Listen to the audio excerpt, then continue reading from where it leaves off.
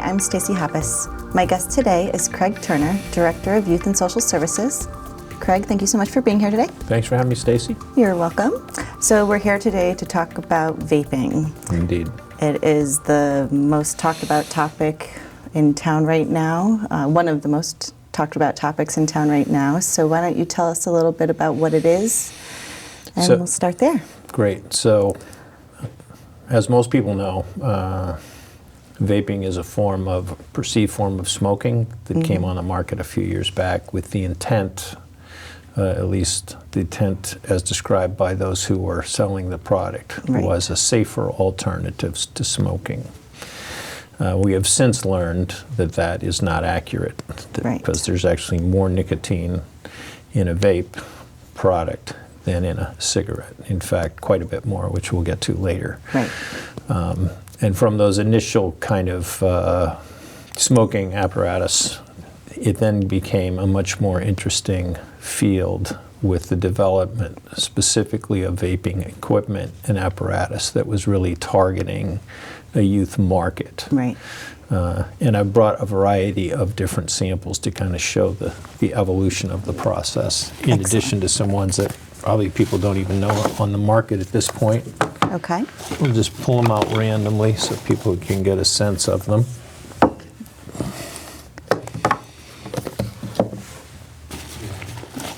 All right, so we have Q, Uwell, don't know that one.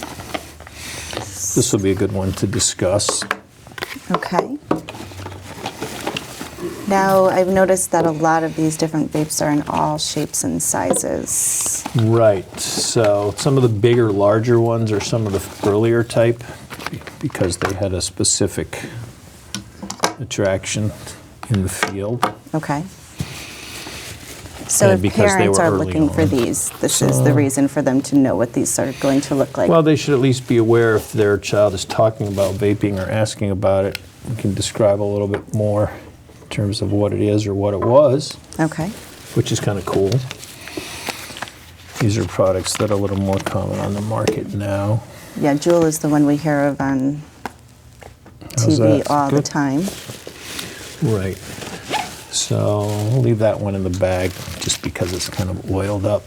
Okay. So basically what you have is kind of an evolutionary process. So this is one of the early ones. When you talk about e-cigarette, this really was. Oh, yes. Right? Look familiar? So that was one of the first things that kind of lit up on the end and gave a little puff, and you can inhale it. There's a little hole there. Looks just like a cigarette, right? And so it gave people the kind of the notion that they were smoking but not smoking nicotine. So that really wasn't too bad. Okay. And then these are just different types of atomizers, vaporizers, where you would heat it up, put the product in, it would turn into a large vape. If you see people smoking and that huge plume of smoke that comes out, these are really kind of what those products did. And those hold like flavors, and it's not just flavors or not, depending on what people are interested in. It's really up to the buyer. Right. So this is just one of the refills. Right? So that's the actual liquid that they would pour into. This is liquid tobacco. Okay. Right, basically, that's how it's marketed, smooth tobacco. Smooth tobacco. Right, and then this is the e-liquid for the vaporizers. So that plume of smoke did not really appeal to the larger masses. And so what they were looking for was to find a product that would appeal to a broader part of the population, potentially including new users. Not unlike the tobacco industry back in the 50s and 60s when they went to filters and menthols and different lengths, and marketing them towards women and marketing towards individuals of a particular peculiar variety, whatever that would be. Right, slims and everything, yes. Even using cartoons to sell their product. Right? Yeah. And a lot of other ways. So here's a perfect example of a 4-pack of what are the pods now for the Joule.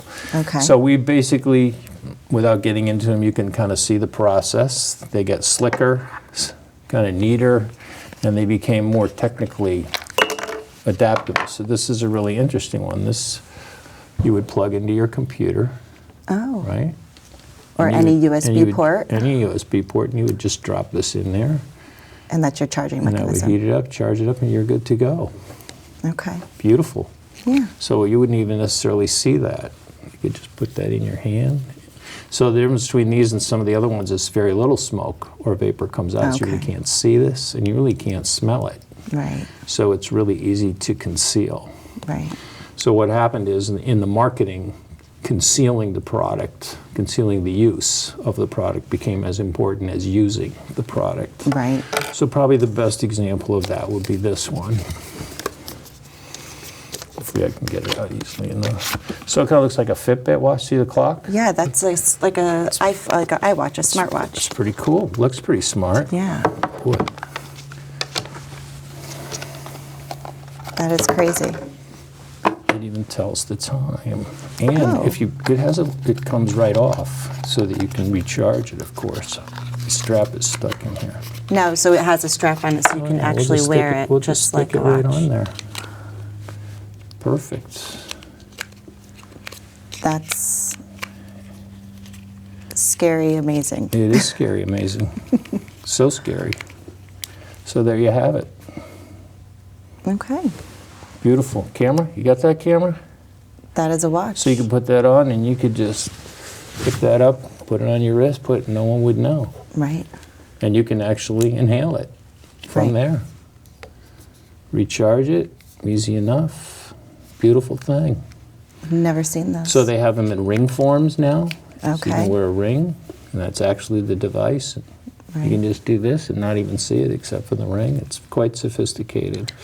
So that's the insidious side of the design of the product, because who would that appeal to? That's going to appeal to your teens. Someone who's trying to hide what they're doing. Right. So most adults don't have to hide what they're doing. It's kind of like the paper bag mentality, where you don't really see the bottle, but you probably know what's in there, maybe, if you look closely enough. Right. So the downside of these products was not only were they attractive and working, they were not only used for what they were intended to use, but then they began to have different types of products that were not necessarily produced by reputable businesses, so fake products, right? Right. Kind of like black market pods, and you never knew what was in them, and other issues. So one of the dynamics that was dispelled early on was that they were not healthy. Right. And in fact, the degree of nicotine that is in a simple pod, where are my pods? There's your pods. So one of these has the equivalent of a pack of cigarettes. Okay. So 20 cigarettes is in one of those worth pods. of nicotine. Okay. So if you're just a casual smoker of a pod, you would probably take that in 2 days. Okay. So you're smoking a pack every 2 days, so that would be 3 packs a week. That's a pretty bad habit for a smoker. Absolutely. Even 2 packs would be pretty bad. So for people that think that they're actually doing something beneficial by switching to a vape instead of cigarettes, they're actually causing themselves more harm. Right, so the downside, one of the other aspects of the downside is the intensity of the other products in terms of what they do to damage your lungs. All the chemicals and things that are so in there's it. a propylene glycol, which is actually a food additive that they use in the oils that they specifically put in there to hide the distaste of nicotine along with the flavoring, right? So you can't taste it. So historically, when we use it for food, it gets to your stomach when you eat your food, and it's digested and broken up by the acids in your stomach. Okay. So it's until this product came along, there's really no other commercial use of that for human beings. Okay. So when you vape or inhale this, it sticks to your lungs. Right. It doesn't get digested by your stomach. So this is something new and different. We really didn't know what that would do. Right. But it doesn't break down. That's what we know through the research. So it actually sticks to your lung, and there's a phrase that's called popcorn lung, which actually part of that, it almost sounds like you have a bronchial cough. Okay. So actually some of the latest research, some that came out as recently as today, has done a longitudinal study looking at some of the side effects, the negative effects of long-term vaping. Wow. Which include asthma, bronchitis, and potentially lung cancer. So that sounds very similar to tobacco, right? Except with tobacco, it takes years to develop those conditions. This is happening much more quickly. Because they're already having cases of this where people are only using this for months or years, Right. 1 or 2 years versus 50 years of smoking cigarettes. Right, so one of the other concerns is people are hearing on the radio and the TV these cases they're getting to the hospital where people are having to have, their lungs are basically wasting away and they may need a transplant or something. So most of those are associated with marijuana being used, either in a pod or in a dab pen, which is what this is. And I'm not taking it out because if I took it out, I'd have to clean my hands. Messy. But if you look really carefully at the bottom of this, you can see the oil. Yes. Right, so that's the THC oil. Okay. So the downside of this is if you can imagine the THC that you're looking at is concentrated relative to what you and I would consider like a marijuana joint. Okay. So that's the equivalent of 6. That's 6. And then I'm sure... So in other words... That goes very quickly. Goes very quickly, right. So we have, I'm just going to interrupt you for one moment, we have 2 minutes left, so I just want to make sure that we get this information out there about the marijuana vaping. Right, so that's where we're going to end on that because that's really the serious one. And the reason that this is serious is because it's highly addictive. Right. And leads to a number of issues because where are you going in your drug culture experimentation once this doesn't work? Right. And it's only a matter of time when this doesn't work. And while this is working, the real risk here now is psychosis because of the level of THC. Wow. It is not your father's marijuana. Right. This is heavy duty, very intense, highly addictive, and downright dangerous. So these are also very common. Okay. They're used in middle school, they're used in high school, and at least from the experience that we're having in our office, it's not a causal effect. I'm not saying to say it causes the condition that kids are in, but there's a correlation between the use of a dab pen with marijuana and suicide ideation or suicide attempts. Which comes first, how they get there. And psychosis. It's just a correlation.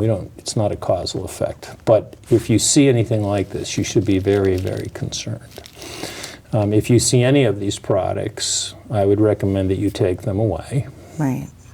And keep them. Search their rooms carefully and make sure that they don't have anything in it.